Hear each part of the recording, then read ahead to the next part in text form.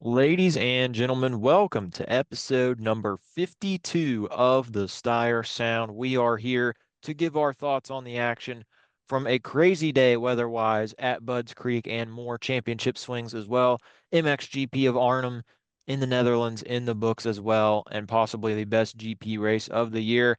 We're here to try to break down some of the hot button topics of the week and, of course, preview the final pro motocross and women's motocross round of 2026 Ironman Raceway coming up this weekend. Hard to believe the great outdoors is almost over, but hey, that's what happens. Time rolls on and it's almost playoff season as well. I am Trey Stire, your host. Thank you so much for joining us wherever you are watching or listening from. We appreciate you. Be sure to share the love. Be sure to share this show with your friends on your social medias. However, we'd love to have more listeners and love to have you invite some people. Joining me, as always, my co-host from the Dirt Legal Dirt Bike Depot WMR KTM team, Jack Noel. Probably around you were pretty stoked not to be at least from a team perspective, the amount of changes in the weather conditions, dude. I mean, Friday, nice and sunny and beautiful. And then we get into Saturday, nice, light, steady rain in the morning. But during the end of that second 250B session, the heavens just opened up and it started pouring in Budds Creek, water everywhere, mud everywhere. Only six riders took time in the 450A session, but by the time we got to the motos, huge shout out to the SMX track crew for working their magic. Man, that track was in very good condition considering what had happened rain wise. It was a bit of a muddy first 250 moto, but it was dialed in the rest of the day, dried out. Take me through your thoughts a little bit as well before we really get into this, because dude, it was a wild day at the track at Budds Creek. Yeah, it was like I've never seen. I felt like we've seen conditions change from like a here to here, but it was like a here to then here to then here, then back up to here. Yeah, It was kind of a weird situation. I mean, we saw it was an absolute mud fest in the second qualifier for both classes, and then the first motor for the 250 seemed to be just slick mud. They're blowing it off the track, and then obviously for the second or the first 450 moto, it kind of seemed to be pretty normal. It was a little wet in some spots, but for the most part, it was yeah, it pretty. It was was. raceable. It wasn't like they weren't doing stuff. It wasn't like they were just rolling the jumps and stuff like that. So they were. It made for some interesting racing, and I think that kind of track does bring out the best in guys. Like you kind of have to be like line choice is so much more. Like we saw with Jet, right? Like he kind of got stuck Yeah, behind guys because they're the one line that was fast that you went anywhere else and you're losing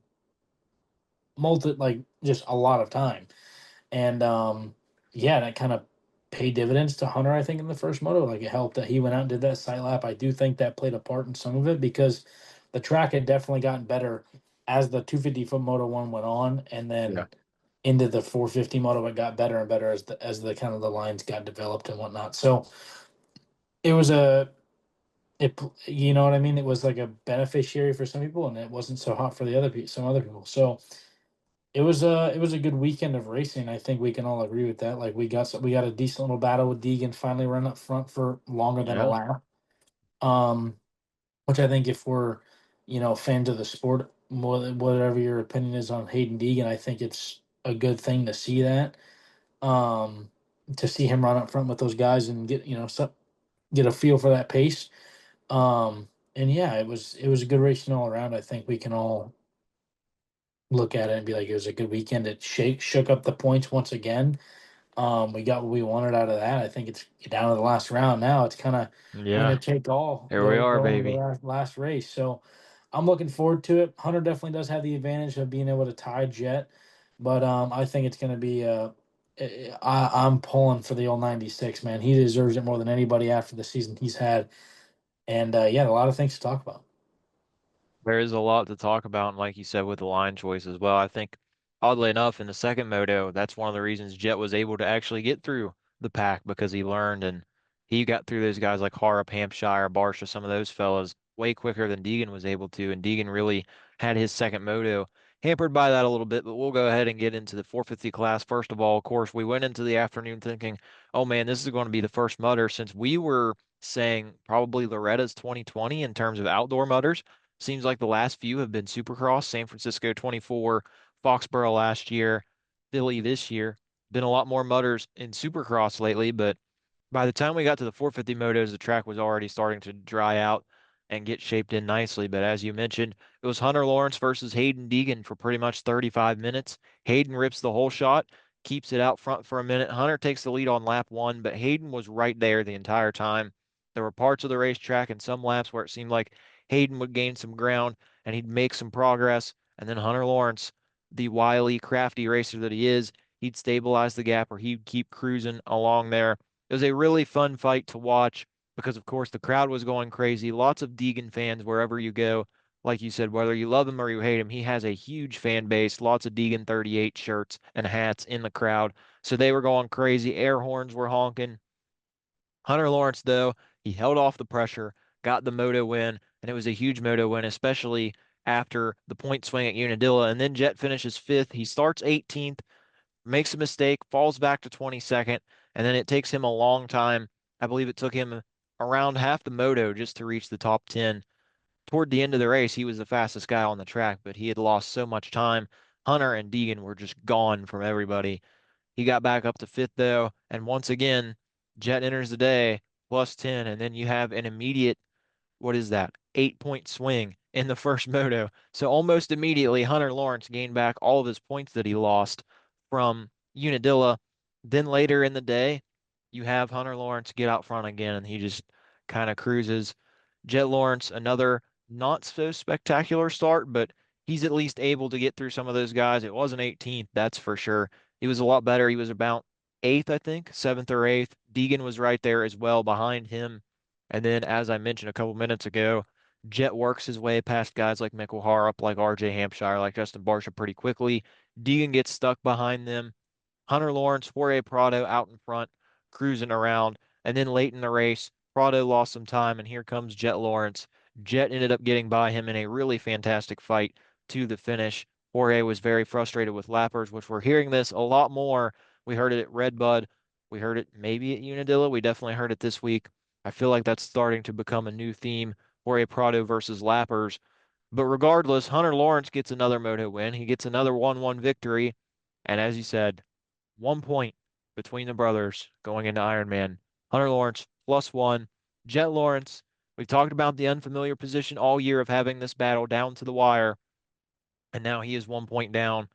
Although that might have been his strategy to give up the red plate the way things have gone this year, but nonetheless, Hunter Lawrence, we've mentioned also multiple times on the show how good he was at Ironman last year. He got his first career 450 motocross win there last year, as well as a dominant 1-1 performance in the open class, plus, of course, helping Team Australia to the overall victory along with his brother Jet.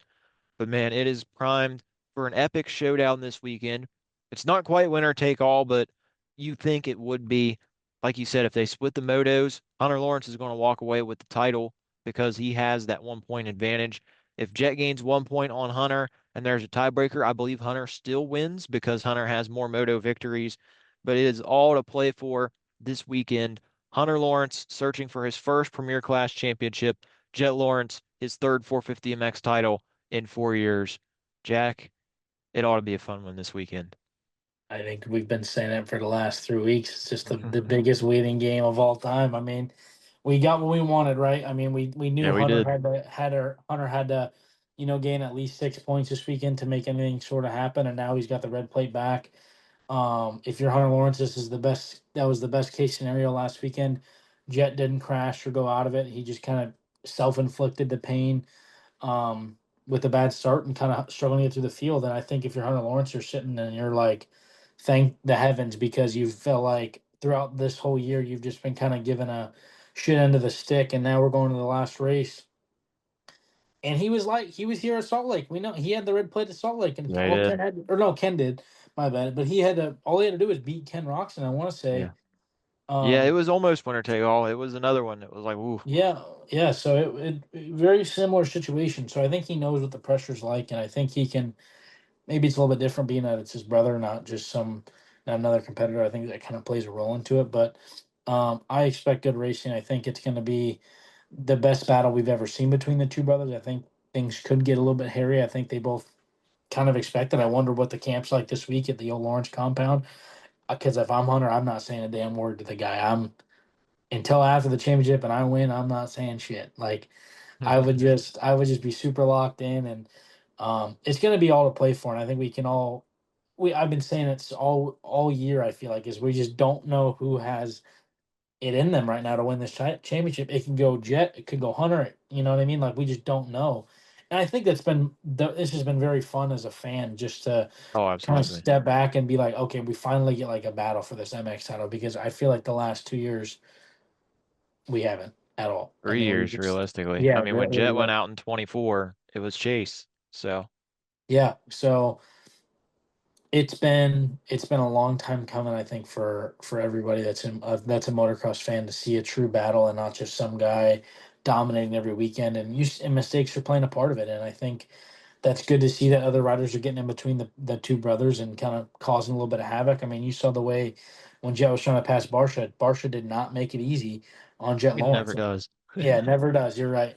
But I think, once you get to like the top five, those guys are a little bit tougher to kind of get by. They're not just going to roll over and let you by. But you did see a lot of Absolutely. that, I think, early on after the first couple laps. Like, all right, these guys have kind of settled into their flow. They realize Jet's definitely going faster than they are.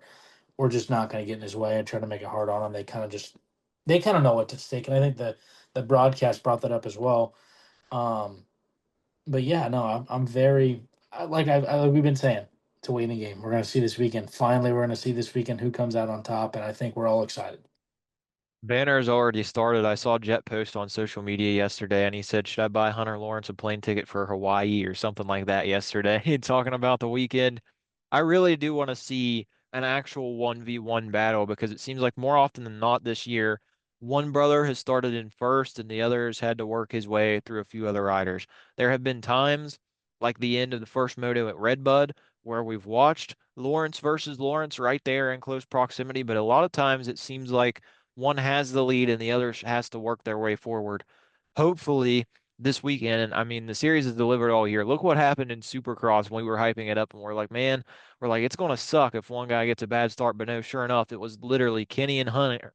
1-2 right there. The crowd was roaring. You talked about it. Of course, go back in the archives and listen to the episode after Salt Lake City for that conversation about Kenny versus Hunter when Roxon walked away with the Supercross title. But man, if they come around the first corner 1-2, those hills are going to be buzzing in Crawfordsville, Indiana this weekend.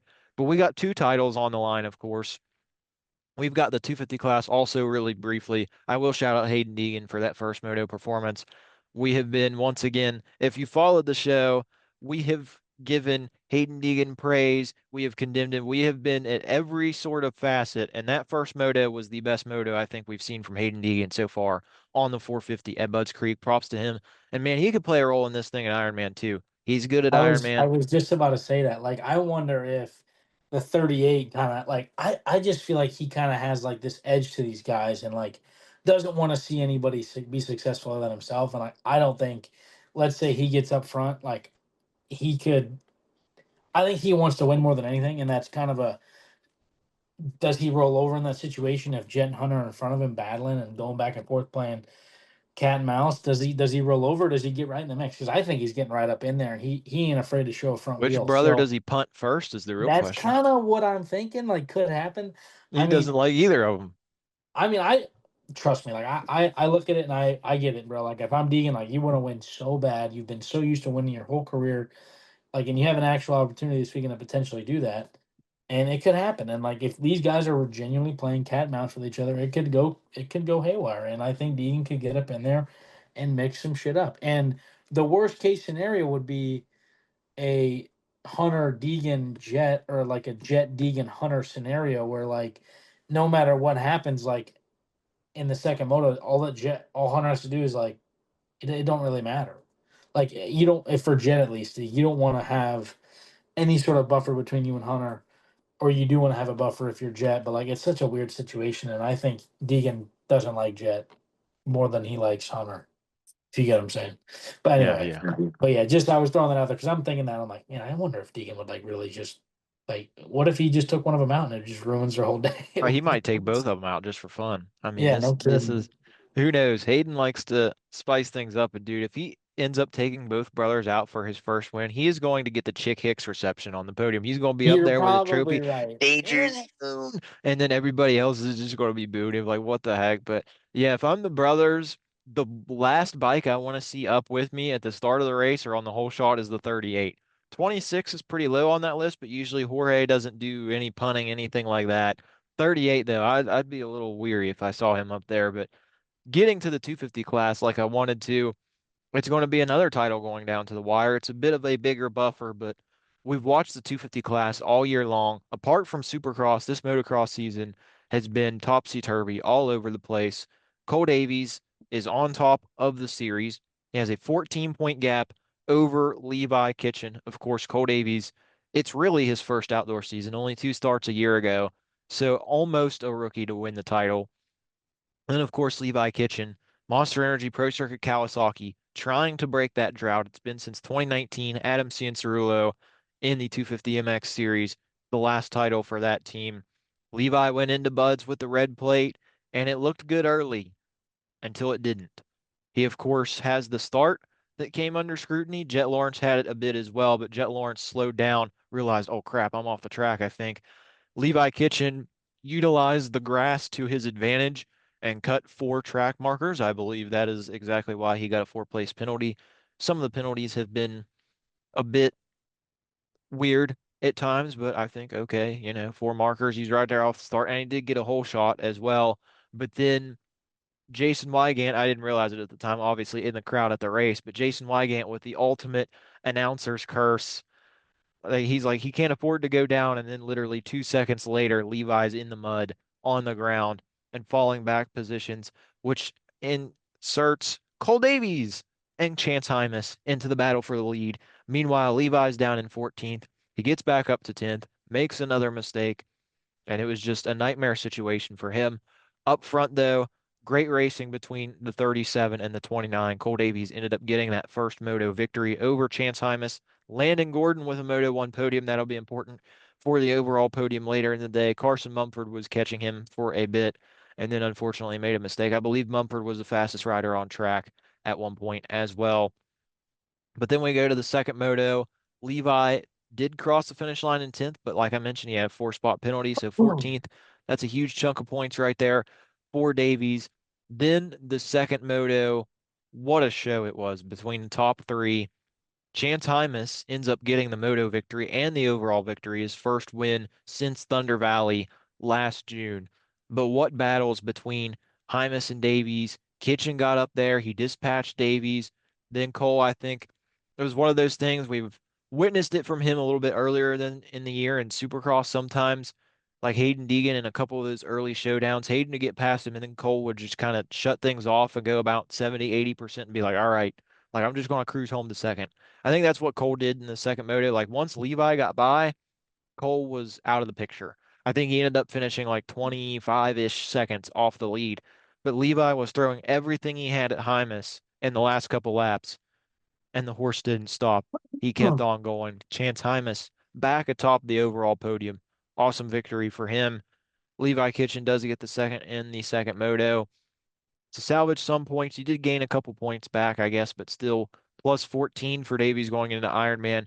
Landon Gordon, as I mentioned, the Moto 1 podium. He got a 7th in the second moto, but it was enough for his first career pro motocross overall podium. Of course, Landon got a podium during Supercross in Cleveland in the changing conditions. For whatever reason, Mr. Landon Gordon from Atascadero, California, is apparently a great rider in mixed conditions. And shout out to Landon for his podium. It's been a tough summer at times for him, but now that's 2 of the 3 Star Yamaha rookies with podiums this summer. Of course, Caden Dudney got one in the opener at Fox Raceway, and Caden Meneers rode great all summer, so maybe he rips one off at Ironman this weekend. But 14 points, a little bit of a bigger gap than Lawrence versus Lawrence, but Cole Davies versus Levi Kitchen. Levi has shown promise in the past at Ironman, but once again, I brought it up last week, I believe. Cole Davies has won the MX Combine, the SMX Next event at Ironman. He's never raced a pro national there, but he does have time on that racetrack and time getting acclimated to that soil and success there. It's going to be an interesting weekend in the 250 class, and we just talked about him winning. Maybe a guy like Chance Hymas can play spoiler and really get in between there as well. although Davies is reasonably comfortable for the 250 class standards. Yeah, I agree. I mean, it's going to be really hard for Levi to pull this one off. I mean, he's going to need some serious help, whether it's a DNF and a moto or something along those lines where he goes down and gets worse than probably 15th, I would guess. He almost basically can't score points in one of the motos, and that's a tough ask when I think you look at Davies, where all he knows he has to do is get a top five pretty much to win this championship. Um, I think we see Davies play it real smart. I don't think he does anything stupid. I think we see him roll it in for fourth and fifth. I don't even see him on the Moto podium this weekend, but I do see Levi going one. And but this is another thing too. Like I could see Levi going 1-1 and Davies just rolling in for fifth because I don't think Levi's the kind of guy to like play games really. Like I don't think that's just like No. the way he rides. Like I just don't think that's in his nature to do that. I think he's kind of just like let it up to the birds kind of thing. Um, so I could but Levi's just been like he's just been his own worst enemy this year. It seems like, other than the whole The first Rogo lap has been situation. his Achilles heel Yeah, all year long. it's been so disappointing because I think he's been the better rider when it comes to raw speed, but putting it all together, he definitely does not have what Cole has, and I think that's just part of winning a championship and being in that championship fight, for a long period of time. When we look at Levi's experience in that realm of things, you have the West Coast title where it kind of gets thrown away at Nashville due to his own teammate. Like that situation to me still, because if that doesn't happen, RJ Hampshire has to run the 250, and yeah, we have Levi Kitchen on Yeah. probably a 450 Cowie. So it's like Yeah. it's just a whole different. It's just crazy, like the little things you can look back on and say, "This is the moment right here where it changed motocross history." Right here, like that moment right there, 100% changed what like the next 3 years looked like for Levi and RJ.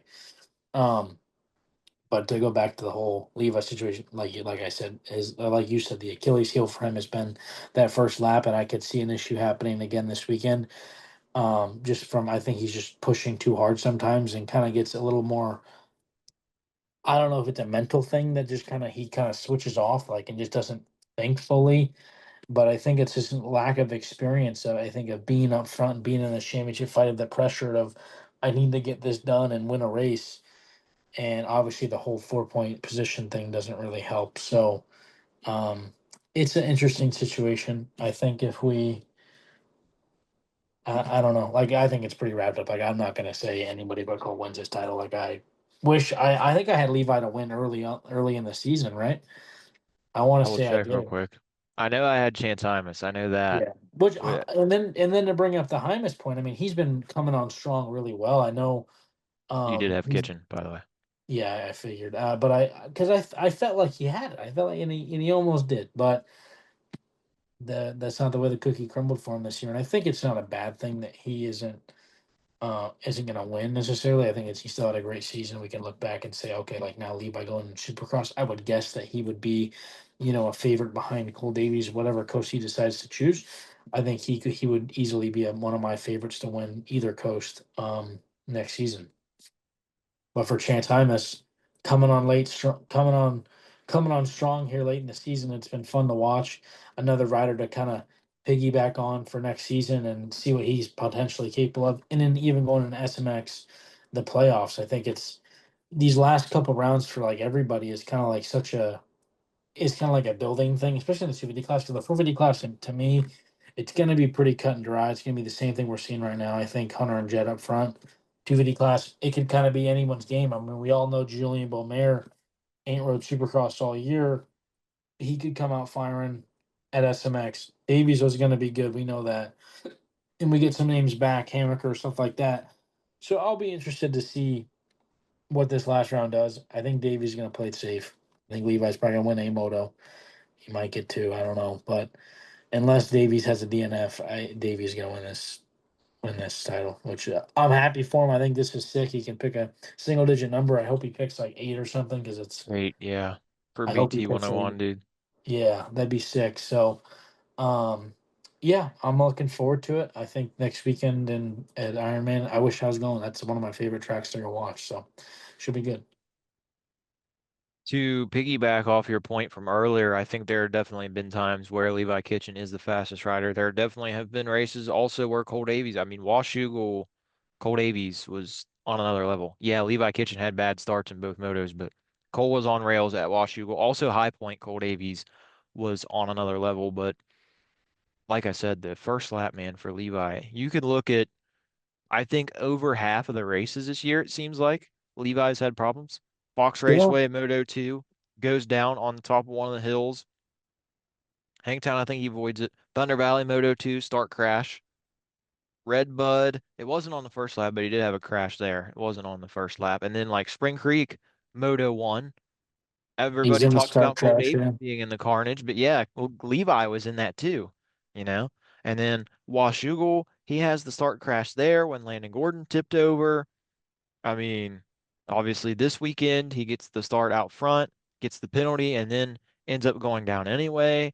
Unadilla, trying to remember what happened there. I feel like something happened there as well, Oh, but the when I went, him and Beaumare went off the track. oh yeah, that's right. Him and Beaumare tried to play running of the bulls with Ryder Yeckley for some reason. They tried to go after him and screw you, photographer, dude. But yeah, dude, Levi Kitchen, for whatever reason, that first lap, especially in more so in the second motos, it seems like it's just Yeah. been cursed for him.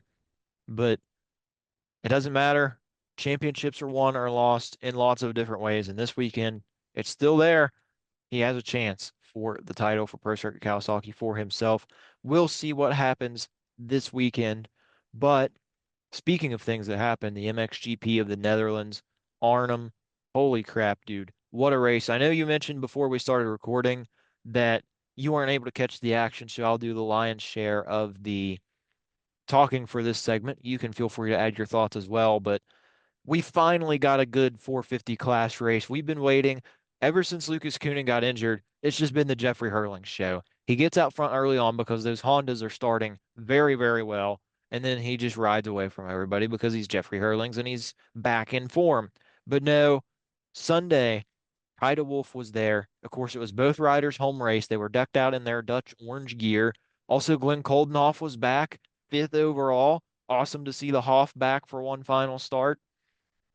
But the first moto, of course, I watch on CBS Sports Network. I don't watch the first motos, but I heard very, very good things. And from the highlights, it was incredible because the Wolf and Herlings battled for almost the entire race. The Wolf led the majority of the race. Herlings ended up getting him late, kind of the master versus the student, if you will. I know Kai probably has never trained under or with Jeffrey, but in terms of the current slash the near past of the Sand, because Jeffrey Herling's realistically getting toward the end of his career, versus the future of Sand or the current young guy of Sand, Kaida Wolf. Of course, man, if Lucas Coonan was healthy, that would have been a three-man fight. It would have been a triple threat match. But the Wolf leads most of the race. Jeffrey gets him late, and then I think three corners, four corners from the finish, Jeffrey gets a rock stuck in his rear wheel, has to kick it out, but manages to get going in time to secure the victory. Then the second moto, Herlings gets to the lead fairly quickly, and he opens up about a 5 second lead during the halfway part of the race. You're thinking, oh, it's over. Nope. Here comes the Wolf. And the Wolf cut 4 seconds from the lead. He was closing in on him late in the going, but he made a mistake, hit the ground. Still very entertaining to watch because the Wolf was trying to snatch the dude's chain. He was really making some progress up there. Nonetheless, Jeffrey Herling still wins. He still goes 1-1, but it was a much more entertaining to watch 1-1 because Kai DeWolf gave it everything. And DeWolf, quite frankly, is one of my favorite riders to watch, especially in the sand. You know me if you've listened to this show a lot. I love sand races and I love riders who are good in the sand. So watching Kaida Wolf is very fun, and it was a great battle. Also, your boy Tom Vial back up on the podium, third overall in the sand. I don't really consider Tom a sand rider, but third overall behind Herlings and DeWolf is basically like a win I at a will track add like that. this. I will add Go this. ahead. I mean, knowing Tom, I mean, obviously the train over there, Yeah, everybody is just straight Lommel, and all they just train on is hammering sand. sand. And over here, I mean, you get sand, but you also ride a lot of different stuff. Like the at Baker's where he was riding, it's a clay track. Mhm. They have a sand track, but they ride that maybe once or twice a week. You know, every so often leading up to Southwick, they'll ride it more. But a lot of the riding is not on sand, and like obviously moving back to Europe, you kind of have to most of those guys are the I would say 50% of that field is really good in the sand, being that they train at Lommel Yep. 95% of the time. So I think for Tom being on that podium, I think that's probably the best thing that could happen for him, knowing that he still has that ability to be good in the sand. So yeah, it was cool to see. Yeah, impressive performance from Tom. A couple other guys, like I mentioned, Glenn Coldenhoff coming back for one Yeah, he was final race aboard a fast. privateer Yamaha. He The was moving, freaking dude. quality race, he was nasty. The Hoff back in form. And then the MX2 class, man, the MX2 class is so much fun to watch. In the second moto, just battles all over the place, including Sasha Kunin just hanging it out at multiple points. MX2 race 2 from Arnhem, I feel, is a must watch for everybody. Shout out to Liam Everts, who got the win in the moto. Camden McClellan gets the overall win. I believe his third overall win of the season, and they've all been on sand tracks, if I'm not mistaken, as well. Camden McClellan, very underrated in the sand as well, but what a race it was in the final moto. McClellan got the win Moto 1 over Sasha Kunin. It was a late tip over from Sasha. He had it in control, it looked like, and then he tipped over. McClellan snuck around the outside, got by him. Sasha picked it up in time for second. Perez was third. Everts was fourth. Then the final moto, Everts controls the thing really, but McClellan's working his way through the pack. You have guys like the Rezulis brothers kind of in there, but they kind of weren't at the same time. You have Perez, of course, battling to try to gain more points. You have Sasha Kunin just absolutely sending it, going crazy, doing Sasha Kunin things. It was so much fun to watch. Perez moved by Kunin to take third. Kunin pushed for the lead, and then he'd make a mistake, and then he'd start gaining ground, and then he'd make a mistake. But Liam Everts was very impressive as well. Once again, talking about sand guys, he's a Belgian kid. We kind of underrate his abilities in the sand. Belgians, Dutch kids usually grow up riding that stuff. Everts a great moto to end the day. It was very close in the top four scores. McClellan with a 1-2 gets the victory. Everts 4-1, Ferez 3-3, Kunin 2-4. It was a very, very fun day in the MX2 class. Like I said, a lot of close racing, a lot of close battles. And also, when you look at the championship, there's only a 1 point game this weekend for Perez, but guess what? That's one more point. He was probably stoked after the race. I can't Oh, really get into the 100%. mind of Guillaume, but dude, 100%. you gain a point on Sasha Kunin at a sand track. That's got to be very, very good vibes for Perez. But the thing I want to point out in the championship right now is yes, Sasha Kunin's back 25. We got three of these flyaway rounds to go. Afyon, Turkey, Shanghai, China, Darwin, Australia. MXGP's off this weekend, by the way, for the fans of that series, but Camden McClellan's only down 37. He's right there in it. I mean, it's three rounds. It's hard, but once again, the way not only here in America, it's been the same way in Europe if you've been listening to the show. That 250 points lead, of course, Langenfelder, your defending champion, held it early in the year. Then Sasha had it. Then he had his Southwick mistake, his collarbone. Things shifted around. Perez had it. Of course, Perez has the bad weekend at Udavala. Coonan gets back into it a little more. But yeah, Camden McClellan, sneaky, only 37 down. And it feels like a couple weeks ago I was saying it was like, oh, McClellan's like 62 down. He's still kind of hanging in there. Now all of a sudden, he's within a race again. And there's three rounds left.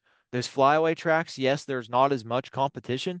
So even if one of these guys have a DNF, they could probably score points.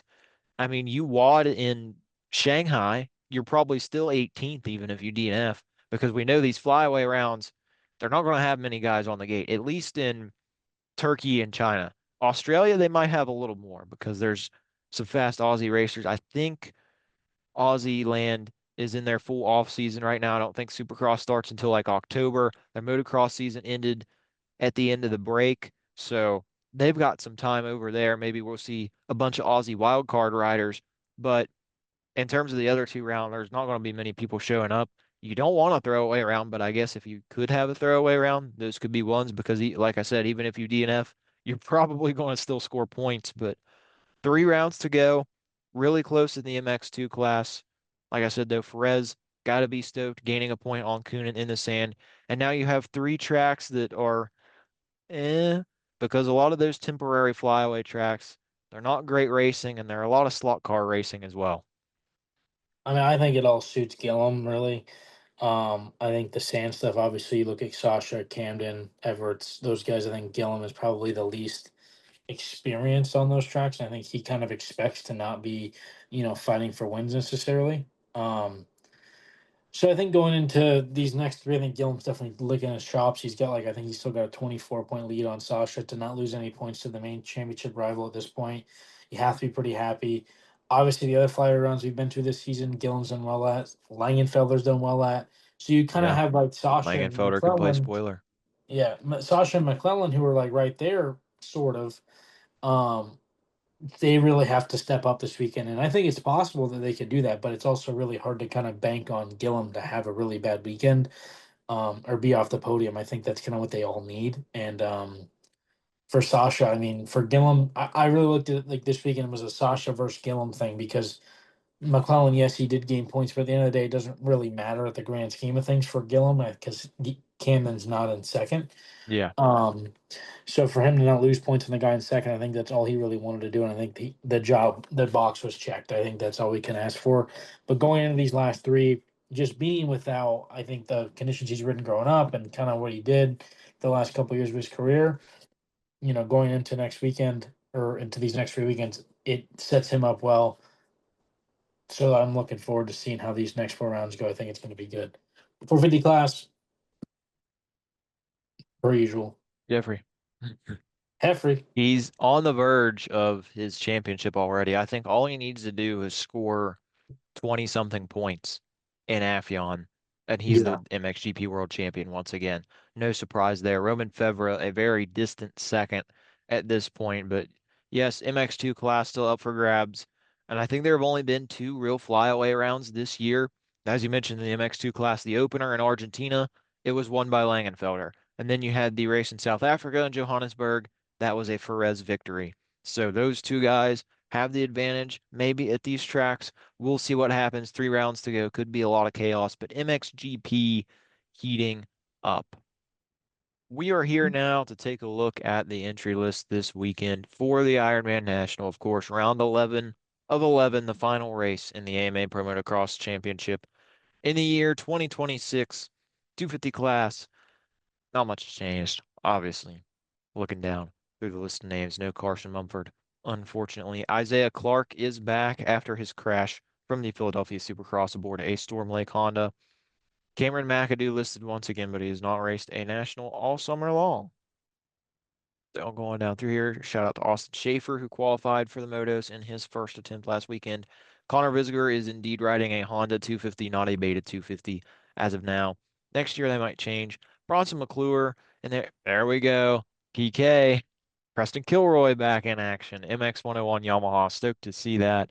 That's going to be somebody that could be a very popular fantasy pick this week. Cole Pranger is in there once again. Of course, Priority MX Gas, another Canadian regular. Preston Angelo. Looking down through there. Chris Schroeder's back. Schrader. 450 class. No big changes there, I don't believe. Looking on down through the list, you see these names every week. Devin Simonson is back, of course. Ironman, his home race. Yes, I know it says Laurinburg, North Carolina, but he's originally from the state of Indiana. Jason Needai, cool to see him back. He had a pretty nasty crash in the consolation race at High Point. Quinn Amiot got in this. Oh, look at that. 304. You love to see it. Of course, 304. West Virginia area code. So that number is one that I love. Cool to see Quinn Amiot, also his teammate Tanner Ward, both of the Priority MX Gas boys in the 450 class. I heard they tried to get into Budds Creek, but unfortunately they were denied. Now they are in. So the whole Priority MX crew, two guys in the 450 class, one in the 250 class, one in WMX, they're going to be here at Ironman. Stephen Mage is back in action. Vince Freezy was back at Budds Creek, but not a great day. He's been battling with some illnesses and stuff. Dane Danny Clark. Morales making his pro debut. Scotty Clark again. Yeah, SLR Honda. We got Jeff Walker in there. And then now I'll also SMX Next. I completely forgot SMX Next. I don't know how I didn't mention them earlier in the day, but Tristan Pruitt's in there. He had a really good week at Loretta's. He's in there. Colby Lesser making his SMX Next debut. Balacina, Andrigo Fitch Pappas, Team Green, the next Team Green rider up in the crew. Martin Harrison, Scodris, Justin Turner after racing pro a couple weekends, Max Shane, Seth Dennis, Tanner Dorman, Braxton Mess, Cade Johnson, Carson Wood. I think Carson Wood's the undisputed favorite to win this weekend. Could be wrong, but Carson Wood, look how well he performed at Redbud. Luke Gavin Fowler too. Betts, after scoring 2 points at Budds Creek, is back in SMX next.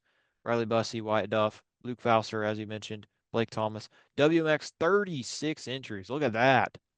Almost a full gate for the women this week.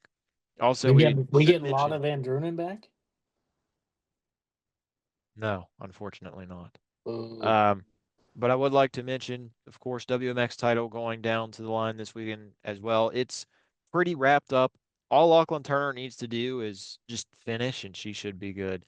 She's got a 21-point gap over Charlie Cannon. She's got it pretty much in the bag. But of course, a lot of the familiar faces. We do have the Canadian ladies back. Hannah Cole's back. Kaylee Kayer's back toward the bottom of the entry list. Trying to see who all. Sophie Johnson is a new entry. Not really familiar with her. Taylor Harold, a part of that Works Racing Triumph crew. Works Racing and HBI Racing coming together to form a strategic partnership, a merger of sorts. You can hear more about that on the Unsung Heroes this week. Brandy Richards, Taylor Jones, the off-road specialist, still in there.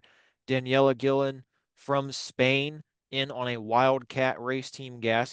I saw a 250 under the Wildcat tent with number 255 on it, and I wasn't sure who that was for. And then I found out it was indeed for a WMX athlete. So Daniela Gillen from Spain, not sure what her status is over in the MXGP series or over in the European WMX stuff, but I've heard the name before, so let's see how she's able to contend this weekend. Also, Addie Klaus, I believe, is a new name, but there we go. Ironman predictions done and dusted, or Ironman entry list done and dusted. Now predictions. 12th place, random spot. Fun coincidence. We're ending the year in motocross the way we started in Supercross. 12th was our first random pick of the year. Funny how that works. 450 class for Ironman. I should show you the predictions from last week. We all scored 30 points, so everything is the same. I had Hunter Lawrence and Hayden. I had Prado second. That's sick. You did have Prado second. Yeah, 1-2 there in the 450 class. Ed did send his predictions in, so I didn't have to dock him points, unfortunately. But we'll go over to Arnhem as well. You almost, man, there was a chance you could have had that with the Wolf winning. 250 class, we all picked Sasha Coonan to win, and it did not happen. He didn't even podium. I had Perez in third, was the only one right in the MX2 class. There you see, look at that. Me and Ed tied going into the last 3 rounds, and you're only 15 back. So we're we're really close in MXGP predictions. Ironman now, I'm up by 40 points over Jack, 50 over Ed. Final round of the season. Who gets the job done for the 450 title? It's Ironman. I'm not picking against him. It worked last week. Hunter Lawrence will win the 450 motocross championship this weekend at Ironman. Haiden Deegan will finish second in the racing. Jet Lawrence, not Jet Corrence. Jet Lawrence is third. 250 class. As much as I want to pick Cole Davies to just win the title and go out on a high note, I'm not doing it. Horses don't stop, they keep going. Chance Hymas is just going to keep the ball rolling, keep the momentum going. I'm going to go Levi Kitchen for second. I can't leave Davies off the podium. I wanted to pick Manier for the podium, see if he could get his first, but those three right now are the three guys I feel like in the recent weeks. Ryder D's up there sometimes as well, but those three right now firing on all cylinders. 12th place though, 450 class. I want to say RM Fantasy is either 11th or 12th this week too. I think it's 12th. So RM Fantasy might be the same wild card as we're picking here on the Stire Sound. I'm going to go with Baby Giraffe. Benny Bloss, 12th place. He's been 10 to 15 guy the last few weeks. Then in the 250 class, throw a dart at the wall. I don't remember seeing Gibby on the entry list. I feel like Landon Gibson would be a solid pick. I'm going to go Nate Thrasher for 12th. That's a guy who could be 7th, he could be 12th, he could be 20th, who knows. Nate Thrasher, also sneaky playoff guy as well. He was the top star Yamaha in the playoffs last year after Haiden Deegan's penalty. Just food for thought for everybody. Also, I think I forgot to mention earlier, I was going to mention it, then I got sidetracked by something, but Chance Hymas has never raced an SMX next or an SMX playoff race before. Don't know how many people realize that, but Chance Hymas, he tore his ACL summer 2023. He had the injuries in 24, and then last year, of course, he had another knee injury. Chance Hymas has never raced a playoff race before. Hopefully, we see him on the line in Columbus in a couple weeks. But that's my predictions for Ironman, trying to keep my lead and my championship intact. Jack, what you got this week for Ironman? Oh man, I think Jet Lawrence wins the overall. Oh, or are we doing tie here? Are we doing 47-47, 2-1-1-2? I think that is what is going to happen. Oh, all right. And then I have Deegan in third. Yeah, I figured as much. Tie for the championship. Man, that would be. I think Hymas gets it done as well this weekend. All We're right. going to have a similar podium, I think. Nay. I think Hymas. I think we Even. could see the resurgence of Beaumer back on the podium in second this weekend, Oh, okay. Juju for P2. and then Kitchen in third. Kitchen Don't third. think Davies gets it done on. Yeah, you I did think say Davies gets it 4-5 done guy. title wise, but I think he's going to go Yeah. 4 or 5 and just roll it home. 12, 250 class. Give me Caden. Is Dudney still racing? No, he's hurt, right? Yeah, yeah. Dudney's racing. Oh, He then was give me top 10 Dudney. at Yeah, give me Buds. Yeah. Dudney. Give me Dudney. And then 450 class. Give me AP. AP. Oh, man. Poor guy down there in 12th. I'm sure that's not what he wants, but hey, who knows what happens.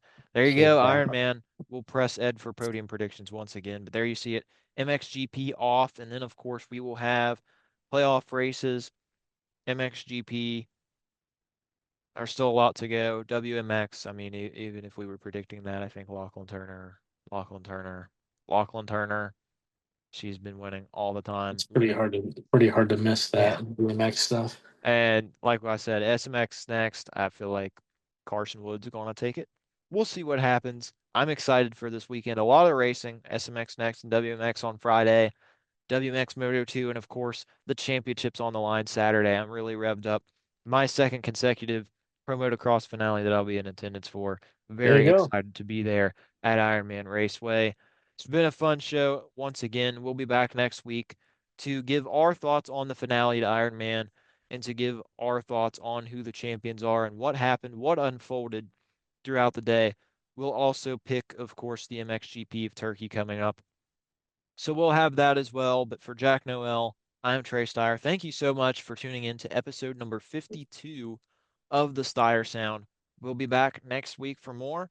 This has been the Stire Sound, and the Stire Sound is fading out. See you, everybody.